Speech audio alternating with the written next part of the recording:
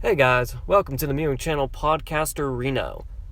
Full disclosure here, this is the first podcast I am recording, and I am only going based on an outline here, so if something goes wrong, just bear with me. Before we get into the podcast here, I want you guys to, if you haven't yet, check out my video on YouTube as a prerequisite. The video I'm talking about it's on my channel, Mewing channel, and it's called "This Bone is Making Your Face Asymmetrical." You're gonna want to watch that beforehand, as what I'm talking about here is very much based on that video. So to give you guys a quick recap of that video, I introduced craniosacral therapy and my favorite modality for going about it. So craniosacral therapy is ultimately a means of realigning the sphenoid bone. Now the sphenoid bone, butterfly-shaped bone of the skull, and it controls its positioning, has an impact on the cranial nerves. And the cranial nerves are these big superhighway nerves going through the body, these major nerve junctions. So anything that goes wrong with the sphenoid bone, and it can affect the entire body. So realigning the sphenoid bone does a whole lot for health, and not only that, but for mewing purposes, it has a huge effect on facial asymmetry. And this is even reflected in correcting bodily asymmetry. So my holistic dentist, he introduced me to craniosacral therapy. And he used microcurrents. That's actually what his mentor used. And the device I use actually is a cheaper version of that device that does the exact same thing. So this came up in a conversation during a consult because he noticed the asymmetry in my face. The left side of my face was significantly higher than the right side. And he taught me how to measure the positioning of the sphenoid bone, looking in a mirror, using what I talked about in the video, the fingers in the ear thing. And it was something because he even noticed, he's like, whoa, you're way out of alignment. So he pulled out his device, he explained everything with the craniosacral system, and then he actually went to do it on me, showed me how to do it and things. And he mentioned that it's whenever you do this. So it's initially with everyone, you're going to see the face line up if they have mild asymmetry, like mild to no asymmetry, you'll instantly see the face line up, completely symmetrical. If their face is real asymmetrical, it may take a bit longer before you see the difference. I mean, it may take a couple months if somebody has like a really deviated septum before that fully corrects. Now, the interesting thing too is this asymmetry is reflected in the body. So whenever you correct the asymmetry of the face, it'll affect the body.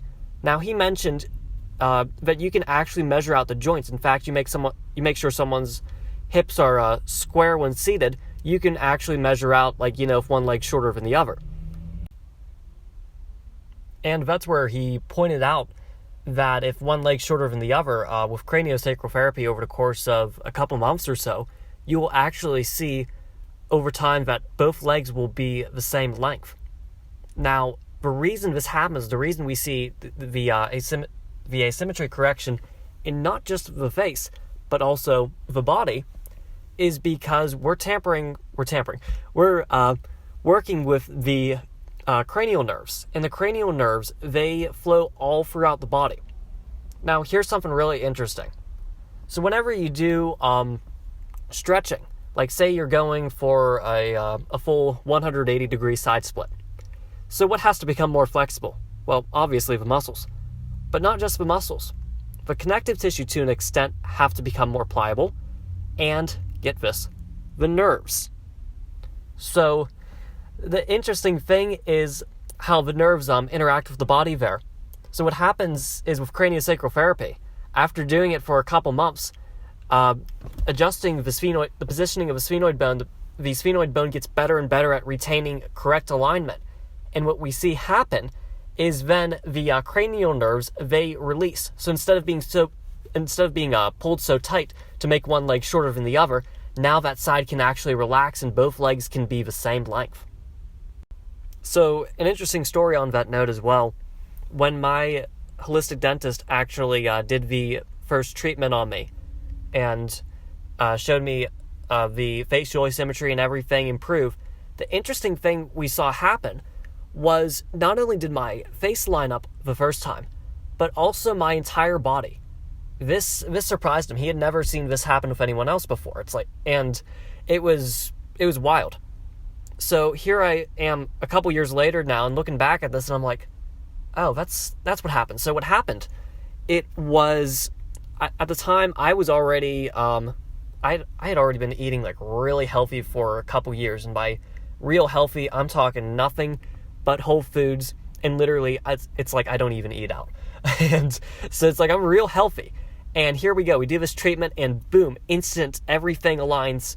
And that's why it happened. Because my system was already so healthy that it was the craniosacral therapy. It was the final kick it needed to get the sphenoid bone back into place. So if you're someone who is already really healthy, real health conscious, and you go about craniosacral therapy with microcurrents or any modality of craniosacral therapy, you'll definitely notice a much quicker improvement than someone who isn't already health conscious. So as he explained the craniosacral system to me, he mentioned that correcting the positioning of the sphenoid bone allows for the cerebrospinal fluid to flow properly again. Now, it's possible to actually feel the cerebrospinal fluid flowing through the body. And he showed me how to actually feel the flow. And he told me before and after, he's like, okay, now I'm not fanning this. This is like, I'm not lying about anything here. This is legit. And I would never peg him as someone to lie about something like this. He is very serious about his work, and he is not trying to pull the wool over anyone's eye. So what he did was he stood up and just closed his eyes, and he just relaxed his body. And then I saw him just lean forward, and then he ended up coming back to neutral and then leaning back, and it was like this strange, almost like a pendulum sort of motion, but there was a distinct rhythm to it. It was like super quick to go forward, and then it would be like forward for like about a moment or two before pulling back, and then being back for a moment or two. And he explained to me that if he's not careful, he can actually fall over. And so what he did ultimately was just relax his body and just feel the cerebrospinal fluid. It's literally, the flow of it is so strong that if you just relax your body standing upright like that, you will actually feel the body move like that. So then he had me try doing this.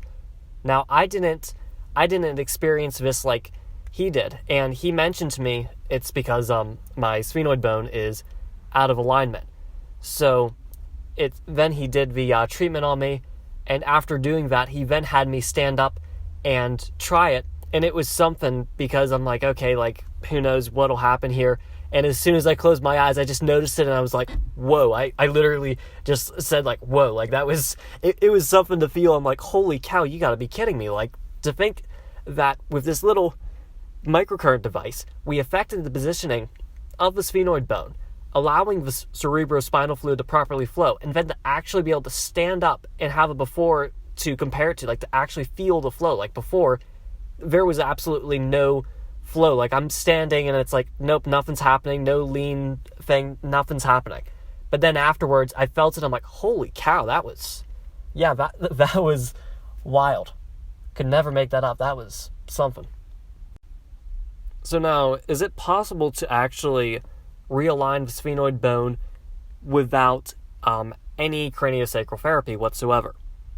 Well, to answer that, we first need to know, why does it go out of alignment in the first place? Virtually every health issue can be traced back to an overdominance of the sympathetic nervous system. So it's the two big nervous systems I'm talking about here. We have the parasympathetic nervous system, which is rest and digest, and then we have the sympathetic nervous system, which is fight, flight, or freeze. So essentially, many people nowadays are overfed, undernourished, and what happens is the sympathetic nervous system is dominant. Everyone is ready to be in a fight, run away, or just stay still and hope nobody gets them, So now, if the left side of the sphenoid bone is higher than the right side, that right there is an automatic indicator that the sympathetic nervous system is the dominant one. It is dominant in relation to the parasympathetic nervous system. So then, essentially, if we take an individual out of a stressful situation, then we should be able to turn off that sympathetic nervous system dominance, right? Technically speaking, yes, that will happen, but even then, it's not necessarily a guarantee. And that's because of trauma, It's if there's still like some deep-rooted trauma, you got to get rid of that, so that way that person can actually have normal parasympathetic nervous system activity and actually get some rest and digest. So this is where I like the use of craniosacral therapy, because essentially you're giving the patient a glimpse of where they want to be, where they're going to be, and giving them this glimpse, it helps the body get the niche for it over time and get into the groove. That's what I mean. It helps the body get into that groove, and it makes it easier with the addition of healthy lifestyle, avoiding super stressful situations, to actually restore proper function. But then after a time, you have to wonder, it's like, okay, is it going to become a crutch per se? Well, it can definitely become a crutch if you're not doing anything in the way of a healthy lifestyle and really looking at things health-wise and in your life. And because that's where, if you still have a lot of stress on a daily basis, be it in diet or social situations, then getting your adjustment to hold, getting the sphenoid bone to retain the proper position you put it into, is going to be nearly impossible. Speaking of retention, my holistic dentist as well mentioned about the importance of craniosacral therapy and chiropractic care. So essentially, a chiropractor will do multiple adjustments, and these adjustments will not be held if the sphenoid bone is out of alignment